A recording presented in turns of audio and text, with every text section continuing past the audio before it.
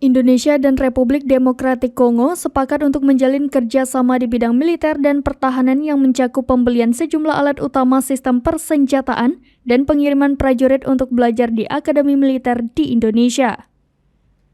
Kerjasama ini terjalin setelah Menteri Pertahanan Prabowo Subianto menerima kunjungan Wakil Perdana Menteri sekaligus Menteri Pertahanan Kongo, Jean-Pierre Bemba Gombo di kantor Kemenhan Jakarta pada Kamis 11 Mei 2023. Pertemuan yang berlangsung secara tertutup itu dilakukan selama lebih kurang 1,5 jam. Kunjungan Jean-Pierre tersebut adalah kunjungan perdana ke Kementerian Pertahanan Indonesia. Kepada Prabowo, Jean-Pierre Bemba meminta agar angkatan bersenjata atau prajurit khusus Kongo dilatih Tentara Nasional Indonesia. Pada saat yang sama, Kongo juga meminta agar para perwira muda dan kadet-kadet mereka dididik di Universitas Pertahanan dan Akademi Militer Indonesia.